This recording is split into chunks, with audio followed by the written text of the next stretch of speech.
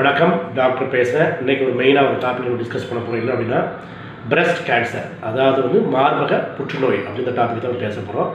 அதுக்கு முன்னால் இந்த மார்பகத்தில் கட்டி, அதாவது நார்மலாக சார் மார்பகத்தில் கட்டி இருக்குது சார், அந்த கட்டி நாளைக்கு கேன்சராக மாறிடுமான்னு நிறைய சந்தேகம் இருக்கும். சரிங்களா? ஸோ முன்னாலே சொல்லுங்கள், மெயினாக அந்த டாப்பிக்கை பார்க்கறதுனா சொல்கிறேன், எல்லா கட்டியும் கேன்சர் கட்டி அல்ல. அதை நல்லா மைண்டில் ஃபிக்ஸ் பண்ணிக்கோங்க. சரிங்களா? ஏன்னா மெடிக்கல் டேர்மில் இப்போ நார்மலாக ரெண்டு விதமாக பிரிப்பாங்க.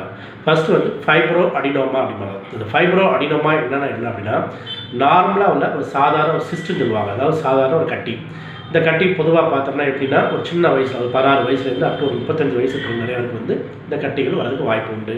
இந்த கட்டிகள் ஈஸியாக நகரும் தன்மை உள்ளது, அதாவது ஈஸியாக ஒரு இடத்துல இடத்துக்கு அப்படி உருண்டுகிட்டே இருக்கும். சரிங்களா? ரெண்டாவது ஒரு பெயின்லெஸ், வலி அதிகமாக தெரியாது. சரிங்களா? நார்மலாக இந்த மாதிரி கட்டிகளை பார்த்தோம்னா பொதுவாக பார்த்தோம்னா ஒரு ஹார்மோனல் இம்பேலன்ஸ் மூலமாக தான் அது நடக்குது. இந்த மாதிரி கட்டிகளை ஈஸியாக நம்ம கரைத்து கொள்ளலாம், சில மருந்து மூலமாக எடுத்து ஈஸியாக ரெடி பண்ணிக்கலாம். இதுக்கு